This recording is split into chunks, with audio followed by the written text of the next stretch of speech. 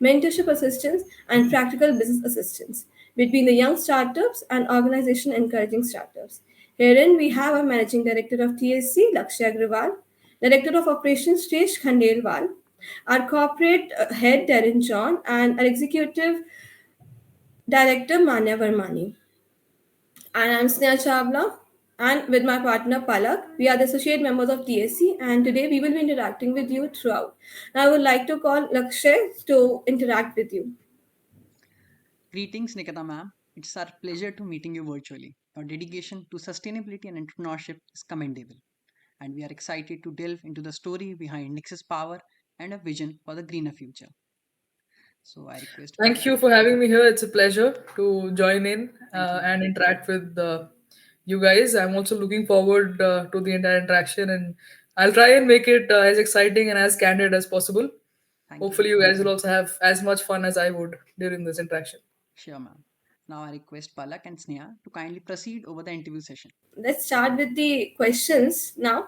So, like, we know that you completed your schooling at Sai International School. So, do you think your interest was built there, or how do you feel about your school posting your stories on LinkedIn, showcasing that you as a valuable alumni? See, I'm really indebted to my school because the seeds of entrepreneurship were sowed there. To be very honest, I think we were about 10, 11 years old, and the chairman of the institute was, he found that entrepreneurial spark in us, and he said, you guys should be entrepreneurs.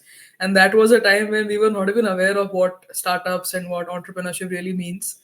So from there on, the journey in the school itself was so much about learning the nuances of raising funds, of marketing, of advertising, of managing logistics, of understanding how resource planning works, and things like that. And specifically then, because we are commerce graduates, so we had this economics and accounts and business studies in our course, which kind of nurtured what we became ultimately once we passed out from the school. So I am glad that the school is posting about us, because anyway, I think all credit goes to them for sowing those seeds. Because until then, see, I belong to a business family. My mom and dad have had businesses the last 30 years. So I have seen a very traditional business environment at home. But startup is a different ballgame altogether, right? It's a different journey. So from there to that startup journey to now again taking a turn back to growing the business into a traditional business, I think the entire journey school has played a vital role. And we really take pleasure when they appreciate what we've done, because I think it started from there, so it really makes sense that we give them due credit as well.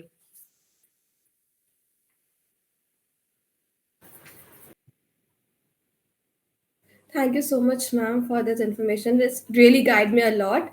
So, moving to the next question, as a CEO, so you have to manage research, information, and apart from that, you also love writing, filmmaking, horse riding, music, and guiding student as a speaker. So, how can you tell us how you manage all these tasks so well? See, so many of them were school time activities. Honestly, I don't remember when I last rided the horse. I think I'd done that in school only, and sometimes when we go back to the school, we tend to step back on the horseback. But it's not like a regular affair that happens, because also owning the horse and maintaining the entire horse ranch is not easy. So we don't do it like on a daily basis. It happens once in a blue moon these days. But just that we know how to ride a horse, I think, is also enough for us right now. And apart from that, I think company and managing the company is the only full-time job that I do, honestly. Because writing and even speaking to students or speaking at TEDx events comes in, there's a particular season, and you guys know that it's typically October to March that really is that peak period of these sessions. Generally, it is not all around the year, and it's not that we end up almost everywhere where we are invited or we are supposed to be. Sometimes we tend to skip a lot of events depending on work commitments. So there's nothing like a very balancing activity that we really do. Honestly, work is the only thing that I'm doing throughout the year and dedicatedly all through the day. Other than that, there are things which are hobbies. Things like music is a hobby. You tend to reach out to it sometimes when you want to rejuvenate yourself. Otherwise, it takes a backseat. Similarly, writing is also kind of a hobby. It's very rare these days that I tend to write fiction, because these days mostly what I'm writing is about the company only. Either we are briefing about the technology, or we are briefing things about the go to market strategy or things like that. So that's how you just keep in touch with things you like. But it's not like a full time job. But all of those multiple things that you find on LinkedIn, they have been a part of my life in multiple phases, and they're still a part of my life. If I find time, I'll get down to doing it, but I don't do it every day, so there's no balancing. And also specifically, so I am not the CEO. Nishita is the CEO. I'm the chief innovation officer for the company. I take care of the operations and all the R&D and everything that happens. But at the end of the day, Nishita, of course, is the older twin, and she deserves, and she is a very capable CEO for the company.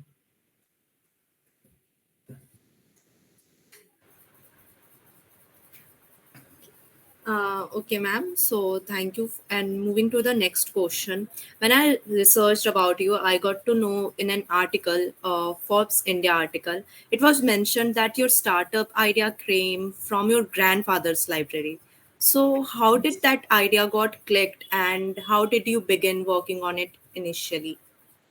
There's a very interesting story behind it. We were researching on batteries and battery technology, and as I said, it was COVID, so we were restricted to the house itself, and everything was happening online. So we were reading about these alternate technologies and multiple of these materials that people are using in making batteries in the country as well as across the globe. And somewhere, so we were trying to look at multiple technologies. There was graphene, there was aluminum air, so on and so forth. And my grandfather was very excited that we are looking at biochemistry. So he just gave us a book from his library saying that that's a very basic book. It says principles of biochemistry for us to understand what we are actually stepping into.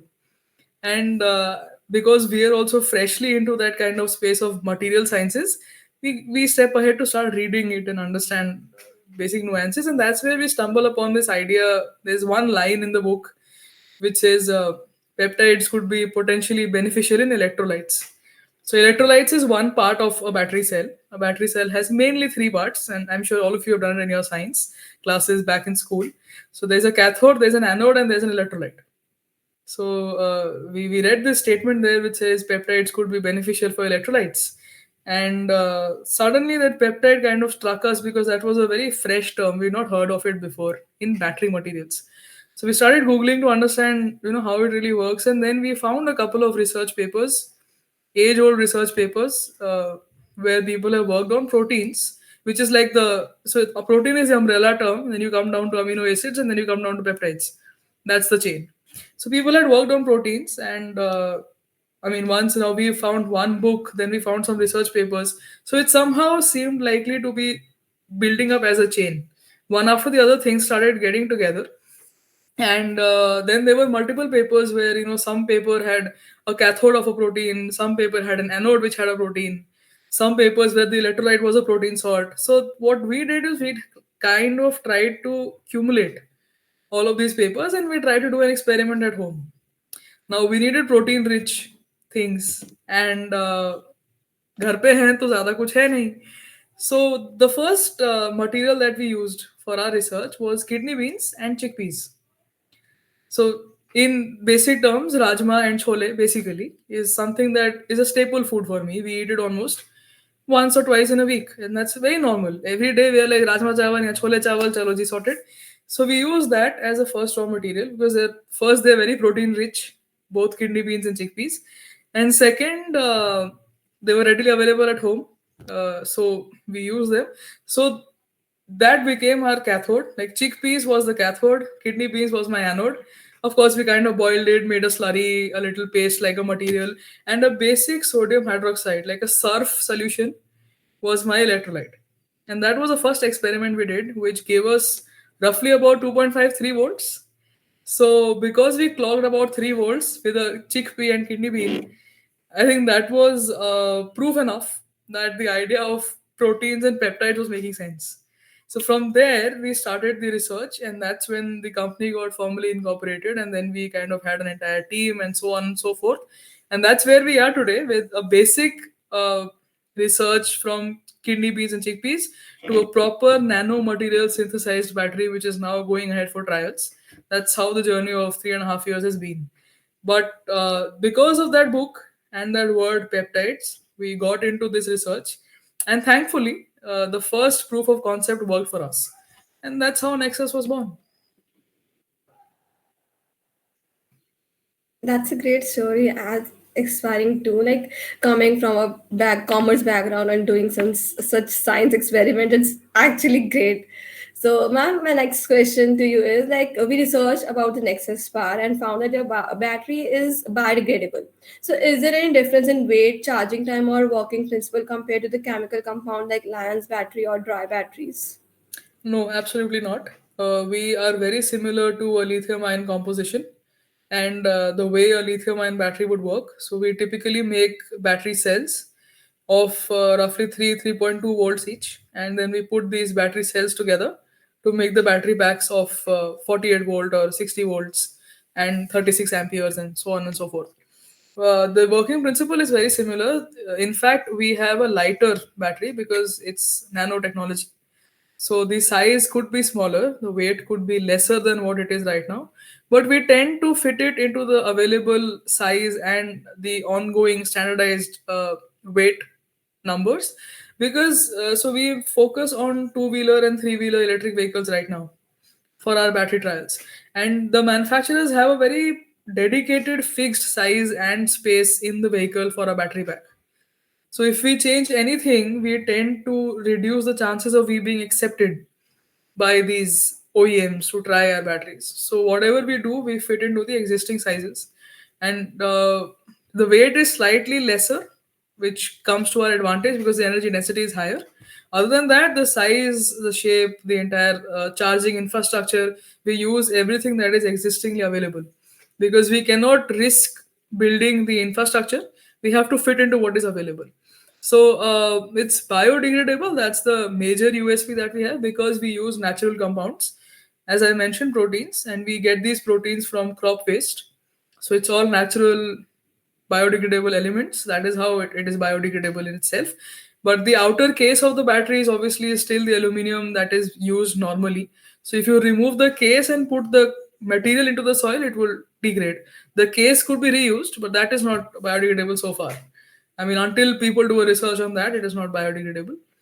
As far as your charging time is concerned, it takes slightly lesser time to charge. But I mean, even lithium research is on, and we could just probably be on the same lines eventually as well. But for now, I think the major USPs would be that it is it's higher on energy density, and it is completely biodegradable, and it is cheaper because it is made out of more or less waste material.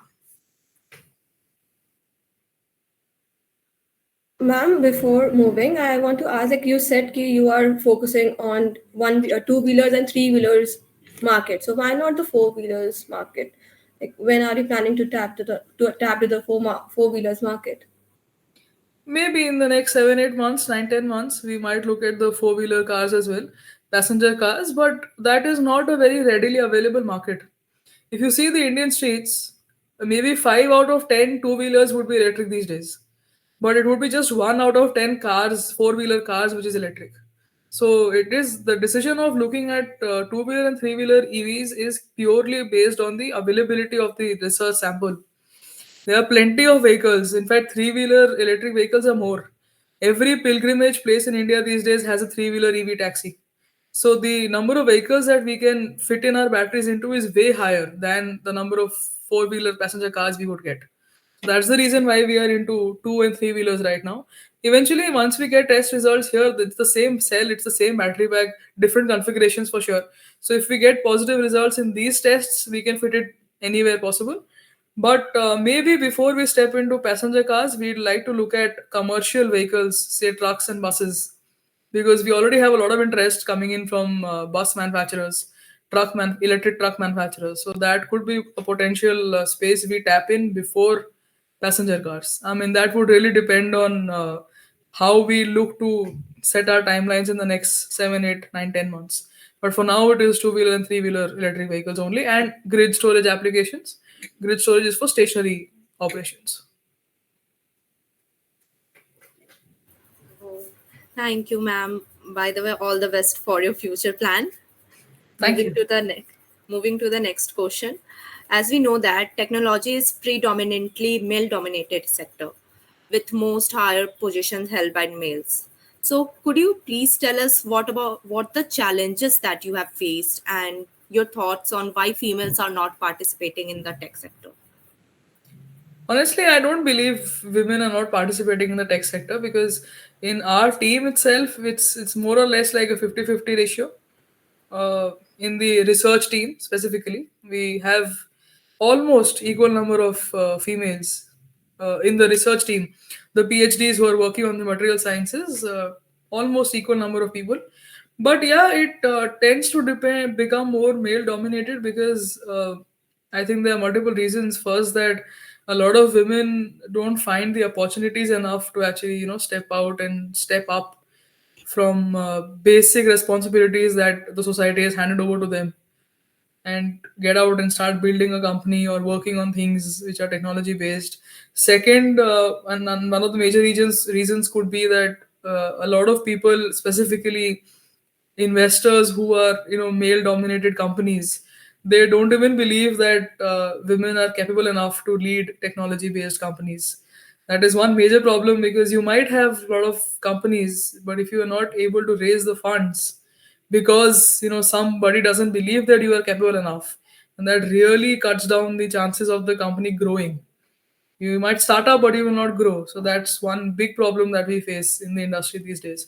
Another problem could be that at the end of the day, biologically, women end up with responsibilities sometime in their life. So either you give up on those responsibilities completely to kind of completely focus on your company and your work, or the moment you are on a, say, a maternity leave or something, you will have to hand over the responsibility to somebody else, somebody who can run it in your absence. So these are certain nuances that sometimes play roadblocks in the journey of women. But I'm sure things are changing. There are a lot of I mean, I don't know, labor laws that people have put in these days to kind of manage these scenarios. And as far as startups are concerned, there are a lot of women-led companies these days, and beyond fashion and baking and stuff like that. So we have a lot of women-led companies in the technology, in deep tech, in space tech, and they're doing actually very well. So they've kind of scaled up very well. The only loophole that I find right now is, you have, say, out of 200 investors, maybe only 10 or 11 would be women. That is what we need to now work on, right? Even VCs founded by women are barely any. VCs founded by men are in plenty. So that is a imbalance that we need to now take care of, because startups, we've already achieved a certain level of balance. Women in tech, we've already kind of achieved a certain level of parity, but investors, women investors, still very few. If you sit in a forum of investors these days, you would find maybe one lady, maybe two maximum, who would have founded a VC fund and are sitting there to kind of examine the startups that they're pitching to them. Otherwise, it's mainly male dominated. So that is one sector that I think people need to start working on. And if not now, probably in the next three generations, that would also change, because women are now, they started to have their own companies. So the wealth creation is higher. So when they have more wealth, they tend to invest more as well.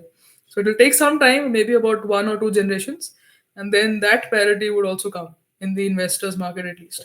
Other than that, it's okay. It's not like a very challenging space. Things are changing. Things are getting much better with each passing day. It does happen that sometimes somebody comes up with weird questions.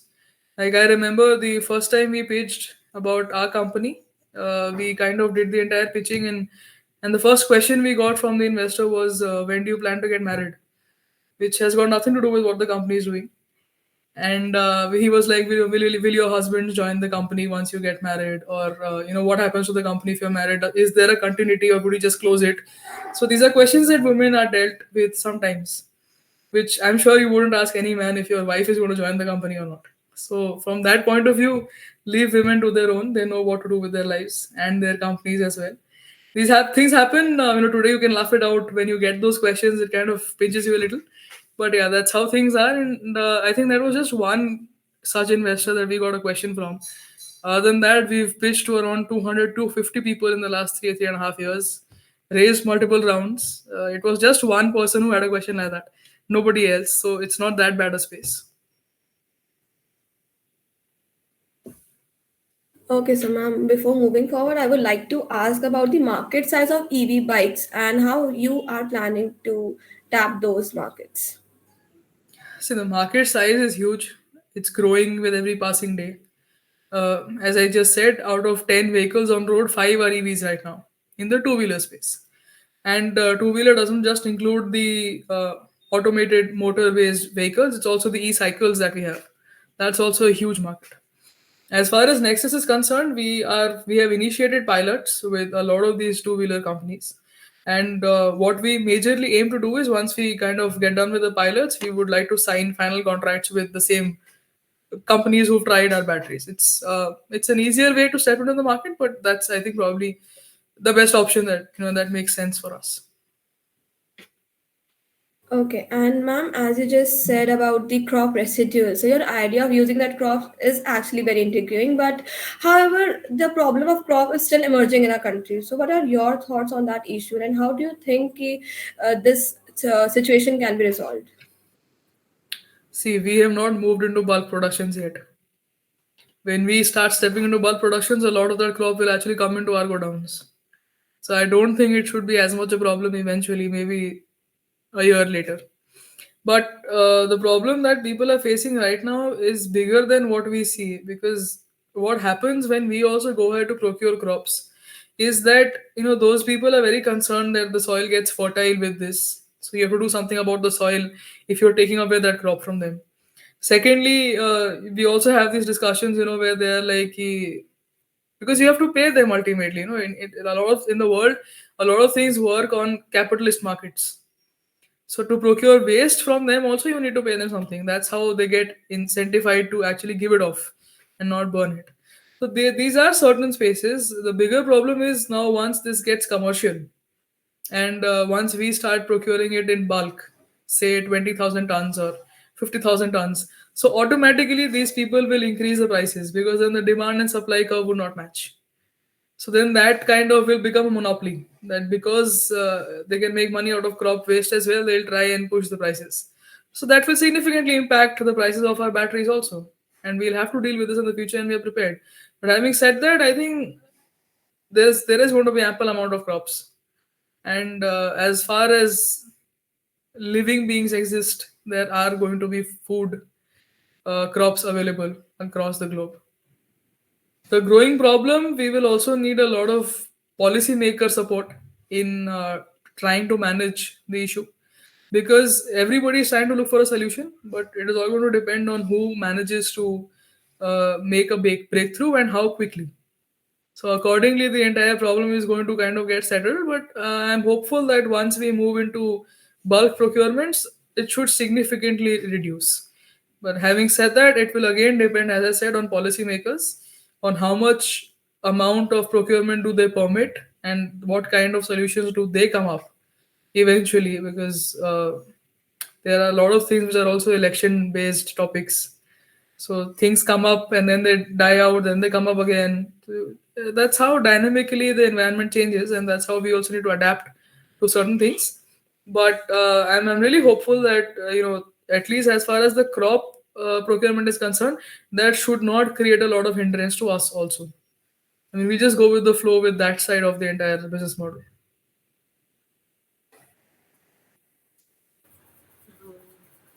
Yeah. Ma'am, as we know that you are from commerce background and management, so what sparked your interest in working with energy, especially renewable energy?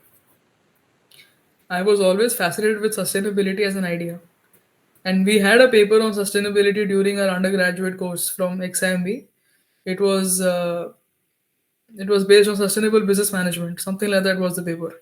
So probably that was one of the most exciting classes to be in, because that was a time when we got to know about carbon credit and you know uh, environmental concerns, how to manage it, the different summits, the COP summits that happen, the climate contracts that the different countries have signed. So obviously that was very interesting to see, and to study how things have changed and how numbers are actually impacting the climate. So because we had this paper, we were already very fascinated with the environment and with sustainability. But stepping into energy actually happened because we initially wanted to make electric vehicles. That was the choice that both Nishita and I had. And we wanted to make four-wheeler electric vehicles because back in 2017-18, people were actually only displaying concept cars in auto expos, and they were not being sold as a vehicle in the market. So we wanted to be one of the first four-wheeler electric vehicle companies selling the cars in the market. But when we started working on these vehicles, we realized that it's not being readily accepted by people because there are a lot of concerns that people highlight in the batteries. And then there was this entire idea that to make electric vehicles popular or a daily household commodity, you have to work on the batteries. You have to make sure that the battery is probably one of the best made elements of that vehicle, because electric vehicles are mostly a battery on wheels. There's not much of engineering that goes into an electric vehicle. It's a motor, it's a battery, and it's the entire vehicle design cosmetics. So to actually make electric vehicles popular, it was more important to address the concerns with the batteries, and that is how we stepped into the batteries market. So, ma'am, as you told earlier that you are from commerce background, so you did your bachelor's in business management with marketing majors and masters in mass communication, and but your work involves full of many technicalities. So, did you face any technical difficulties while working on an idea? Not much initially, a little bit during the reading that we were doing to understand the jargons, because there were certain chemical names and certain terms that we were not very aware of, or we had just probably barely heard of before. And that is the reason why we stepped into the master's certification courses from IIT Madras and IIT Roorkee, because that is what kind of helped us to put a cushion to our work and understand jargons better. Other than that, we were always very fascinated with technology as a domain, and specifically deep tech, because we were fond of vehicles and aircrafts, and we always wanted to be working somewhere in that domain. So it was not like an out of the box choice that we made. We were fascinated with technology from the very beginning, even as kids. And the idea of actually doing business management was because we were always interested in building a brand and not just a product. So to engineer a product is one thing, but to build an entire company or a brand out of it is a completely different ballgame. So we were more fond of building a brand, and that is why we got into business management and MBA and stuff like that. But technology was always close to our heart, and we had this in mind that if you have to build a company, you have to do it somewhere in technology. Great, ma'am. Moving to the next question. When I was researching about you, I saw your TEDx video. You linked the human body with batteries. So, can you shed light on how proteins can be used in EV battery and what made you linked human body with batteries? It's a basic principle, right? Uh, Proteins are the energy transfer cells in the body, in human beings and also in plants. It's called the mitochondrial cells, which actually hold energy and transfer it from one place to the other in living organisms. So, exactly in a similar way is what the batteries function. So, you charge a battery, it holds the energy, and then it transfers that electron to, say, an equipment, a phone or a laptop, and then it discharges, and then you have to charge it again. That's the basic principle how almost everything works, even in us. If we are, say, if I'm playing sports or if I'm playing some games, I am spending some energy there, and then I'm taking in food to recharge myself, right? So that's the similar principle of what a battery works in. And the element that does this recharging and discharging and transfer of energy principle in the body is a protein. It's in the living organisms, it is the mitochondrial cells, the protein. So that exact similar mechanism is what we compared with the batteries, because that's what exactly happens. And because it happens naturally and biologically, it's a process called biomimicry. You kind of mimic the biological processes to make your man-made goods, or say batteries, for example. So that is how we compared the human body with the battery. uh, of course, it's not like just the same thing, but the mechanism works very similarly. That you recharge yourself with food, and then you have a time frame of that energy being used, and then you have to recharge yourself again. You need rest, you need sleep, but to rejuvenate yourself and start performing again. It works very similarly with batteries. You charge them, and then there's a duration of time till which it can function with at its peak efficiency. Then you have to recharge it again for it to start functioning again at the peak efficiency. So that was the comparison, and it was the same protein in the human body, in the plants, same protein that we were using in the battery. So that's how the principle was explained in a very clear way, that how it really works and how a non-metal, a protein, can really be efficient enough as a battery material. So that's how that happened. But I'm glad that you guys have gone down to even listen to TEDx videos. I did not know it was still available online. Like, ma'am, I'm really inspired by the way you compared both the things, and it's actually nice for the layman to know more about the batteries. It make it easy for us to know more about the working of the battery. But my question is, like, in this cycle of entrepreneurship, there are many highs and lows. So how did you manage to stay calm and cope up with these kind of situations? I think because I have a co-founder and my sister who's been beside me all through in my journey, as a child, as a student, and then as a working professional. Uh, we tend to discuss a lot, Nishita and I, and we really talk a lot amongst each other about almost every possible thing on earth, and we can have conversations stretching for hours. In fact, Nexus happened out of a late night terrace conversation. We used to be having a lot of discussions, and one such late night discussion is when we kind of decided to step into batteries and build Nexus.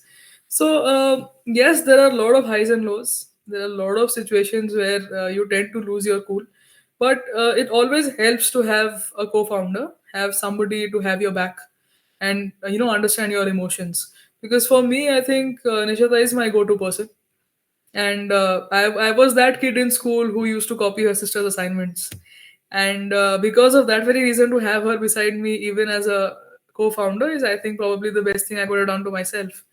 So first thing that really helps in certain situations of lows, because highs are naturally exciting, so it does not need a lot of comforting, but lows need you to kind of talk it out and discuss and engage into conversations. So the first thing that helps is you have a discussion, to talk it out. What is it that's bothering you, what is it that is really running in your mind, and how can that really be solved. And Second, I think I tend to rejuvenate myself because I'm very fond of films. And sometimes, if I feel that I have hit that peak where things are not registering in my mind anymore, I just cut off and take a 3 hours break of watching some movie. Kind of just rejuvenates the person in me. But having said that, it's very important for the founders to be emotionally very stable, and the emotional graph has to be linear throughout the journey, because the entire team is looking up to you as founders. And if you are too excited on your highs and too depressed on your lows, the team tends to follow that principle, and then the efficiency and the motivation to work significantly goes down, because people are looking up to the founders and the founders are not able to balance their emotions. So entrepreneurship for me is not just about having the right team or having a lot of funds or having a very kick-ass idea. It's so much more about the emotional strength that the founders have. So the founders need to be extremely emotionally stable to be able to build a company and to have it reach a growth stage, or at least have it become a completely operational unit eventually. That really makes a lot of difference. That's really good, ma'am. That, like, at such a young age, you guys have already figured out your things. It's really a great thing. And we must believe that you guys have shared a beautiful bond. Absolutely. So, In fact, you need to have one session with her for her to tell you how does she feel, because I have a great time. And as I said, I used to copy her assignments. So I mean, you need to ask her what was her space. I have had a great time all my life, at least till now. that's Okay, ma'am, my next question is, like, we know that there are many significant developments coming up in the energy world. So how is Nexus Power preparing for them? I think more than preparing for them, we're just excited to see the kind of technology that's coming up. And I'm also very excited to see when they get into the market, how much of a disruption do they create eventually. Because it's not just about battery technology or electric vehicles, it's in so many more domains. Space tech is one upcoming industry where people are really working very hard. There are more technologies around the globe in the energy and climate technology space. So I'm of course very excited to see how they step up and how they build their market and how much disruption they can create. Having said that, I also understand that every corner of the world might be doing some research on batteries. And today we have a little niche for ourselves. Tomorrow we might lose it because there could be another company coming up with more ideas or more efficient batteries in the future. Everything that I think we will want to do is first create our market initially. We already have plenty of patents, about 50 plus of them, on our technology. So pretty sure nobody would end up copying our work. But if there is something more efficient, something more environment friendly, I think we'll be happy to take it up, and we'll be happy to research on that and kind of build a product market fit for new researches as well. uh, could only be hopeful that we stay in the market along with all other technologies eventually in the long run as well, because you never know what springs up when in the future. So yeah, we are prepared to face what we already know. We are also preparing ourselves to at least not be as shocked with a fresh upcoming technology. We have that cushion to kind of absorb whatever is coming in and then plan accordingly, because we clearly understand that entrepreneurship is dynamic and it keeps changing with every second. So you have to be open to absorbing multiple ideas, multiple changes, multiple policy making factors, environmental factors, something like a COVID that hit 4 years back and continued for 2 years. So you never know what happens in the future, but I think so far we've at least managed to build that cushion, that lining, so that we can absorb all that shock that comes our way. Ma'am, talking to you was a great experience for us, and it built some kind of curiosity in me too to ask you a question, maybe a confidential, but I really want to know about the upcoming projects of Nexus Power because it's really, really exciting for us to know more about this. Upcoming projects, exciting. I think I can just give you a little timeline that first and foremost, the priority would be to get these batteries on the shelves. I mean, at least multiple of these OEMs using Nexus batteries. That's probably priority number one. Beyond that, I mean, I won't be very open to say this because of course it's like an internal strategy building thing right now. But yeah, we might just barge into the vehicle manufacturing industry as well, because that has been close to our hearts. And I think eventually you never know, if we end up making electric aircrafts, then I think I'm going to pat my back if we manage to do that. But yeah, that's kind of a long run thing. There are ideas right now we've not really narrowed down to discussing with the board of directors, with the team. So it's just something that is there in my mind. Let's see how it shapes up. But yeah, you could expect Nexus slightly barging into the vehicle manufacturing domain as well. We are waiting for that, ma'am. So am I actually. Let's see. So it was really nice talking to you, ma'am. We got to know so many things today. And before concluding, I want to ask how was your experience with us today? Well, first of all, thank you so much. It was a pleasure interacting with you guys, and I've really had a great time. I've been as candid as possible, and honestly, I was really really happy to know that you guys have gone down to do so much research before coming up with this entire question set of questions for me.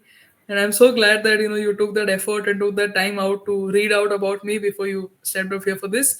That's something I really really appreciate, and thank you so much for doing it. Having said that, I look forward to whenever it's published, and however it's coming out, because I'll also want to read through, or at least kind of see through what has gone into the final cut. So I look forward to that. If you need anything else from our side, pictures or some anything that you want, you can reach out to the team, or you can drop a mail to me. I'll connect you to the team to send documents and everything to you guys.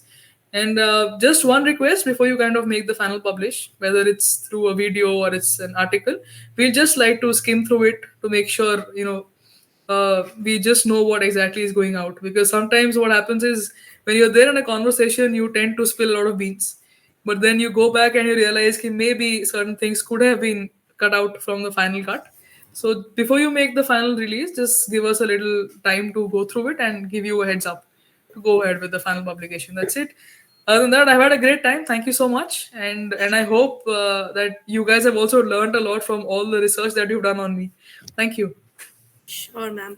Thank you, Ms. Nikita, for sharing your invaluable insights today. It was great to connect with Nexus. Your expertise has provided deep insights into Nexus Power's vision and strategies. We appreciate your time and thoughtful responses. Before we conclude, is there anything else you would like to share or any suggestions for us? Nothing really very specific. I have just two things to say. One that I've already said, that to be founders, to have your own company, you need to be emotionally stable and have a linear emotional graph throughout your journey. The second thing that I would like to mention here is we are very curious as kids, when we want to understand new things, experiment new things. But the older we grow, the more mature we become, and the less we tend to experiment on things. So, what I would request is, keep that curiosity alive in all of you. Go ahead and experiment, try and figure out. If you have something in mind, go ahead and try it. The worst would be it will not work, but you would still learn something out of it. So keep that curiosity. And there's a quote that both me and Nishita strongly believe, and I'll leave you guys with that, which is, "A ship in the harbor is safe, but that is not what it is built for." You have to go out and challenge yourself. Only then would you be able to understand your true potential. Sure, ma'am. Thank you. We are excited about the potential collaborations and opportunities ahead. Your leadership is inspiring, and we look forward to further discussion. Once again, thank you for your time, and we look forward to the possibility of working together in future. Have a wonderful Thank day, you. ma'am. I'd be very excited if I have people from your institute joining the team. It's really going to be fun. Oh, it's really fun for Thank you us too. so much, ma'am. Thank you. Thank you so much for having me here.